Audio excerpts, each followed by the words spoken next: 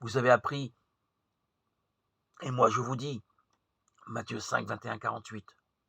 Cette phrase, répétée 6 fois par Jésus, prend une importance exceptionnelle.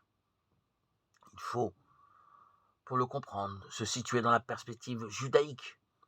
Dans la mentalité juive orientée par les rabbis, la loi est la loi définitive, intouchable. Elle est divine en un double sens. D'abord, parce qu'elle a été livrée par Dieu à Moïse. Ensuite, parce qu'elle est le signe de l'alliance. L'homme qui la reconnaît et la suit affirme par là qu'il signe l'alliance que Dieu lui propose. La mépriser dans un de ces éléments, c'est répudier l'alliance. Or, il n'est pas douteux que Jésus apporte à cette loi des éléments nouveaux d'une extrême importance. Rappelons que lorsque Jésus dit « N'allez pas croire que je suis venu abroger la loi ou les prophètes » Matthieu 5, 17, il parle de la révélation de l'ancienne alliance et non du code juridique. Élément nouveau, l'intériorisation de la loi suprême et la miséricorde.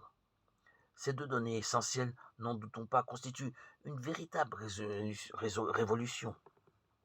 D'ailleurs, Jean dira une loi nouvelle, Jean 13, 34. Si Jésus passe une part notable de son temps à lutter contre la conception rigoriste du Shabbat, c'est qu'il veut situer la loi à un autre plan, la faire considérer dans une autre vision, la sienne. Le Shabbat n'a guère d'importance en soi et n'est pour lui que l'occasion de développer ces deux éléments dont nous parlions. Le discours sur la montagne n'est donc pas isolé du reste de l'Évangile. On s'en serait douté.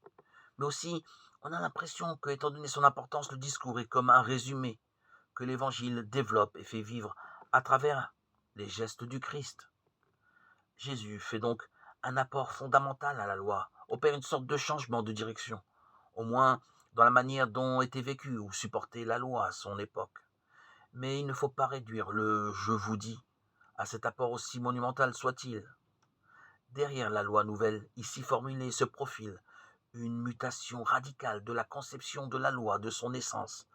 Jésus n'opère pas seulement un changement dans ce que dit la loi, mais dans ce qu'elle est.